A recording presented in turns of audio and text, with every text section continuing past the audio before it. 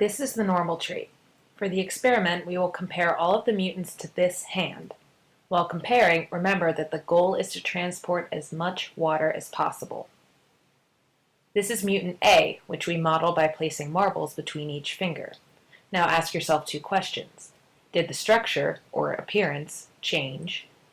And do you think the hand will transport more water, less water, or the same amount? This is mutant B, which we model by placing a rubber band around the entire hand. Now ask yourself again, did the structure change? Will it transport more, less, or the same amount of water? This is mutant C. Did the structure change? Will it transport more, less, or the same amount of water?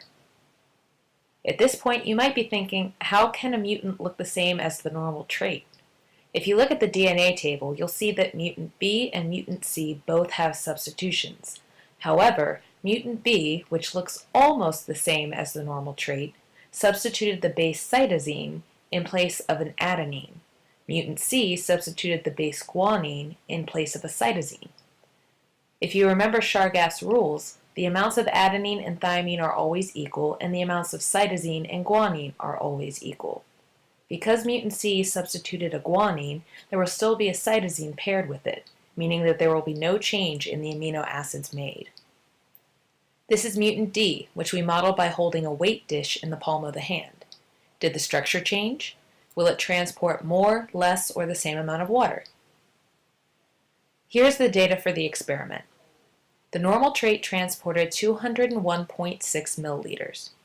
Mutant A transported 120 milliliters, which is 81.6 less than the normal trait.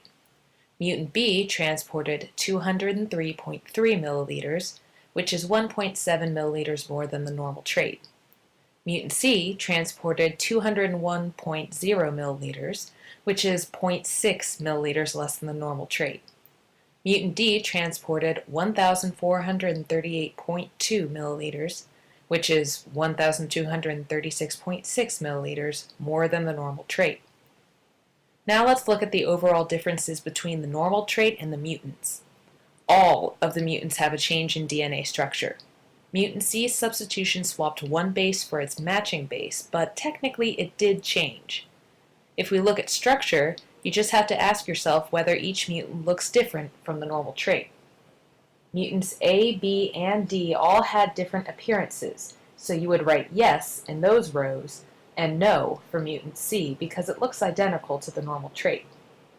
If we look at the function, you have to evaluate whether there was a significant change in the hand's ability to move water. Mutants A and D both had obvious changes in function, but mutants B and C are barely changed at all, so you would write yes in mutant A's and D's rows, but no for mutants B and C. Here are some main ideas from this lab. The structure of a trait is how it's built, or its appearance. Mutants A, B, and D all had a change in appearance, although mutant B didn't change too much. The function of a trait is how it works, or how well it can perform a job. Mutants A and D had changes in function, but B and C did not. If you compare all the mutants to see how they changed, you'll see that the insertion and deletion mutations affected the hand more than the substitutions. So what now? Now you should be able to answer the learning review questions in the packet using the data tables we've filled out. Then there's a lab assessment, which can be completed using your lab packet and must be turned in. Lastly, there's a fill-in-the-blank conclusion, which must also be turned in. Thanks for watching. Created using Powtoon.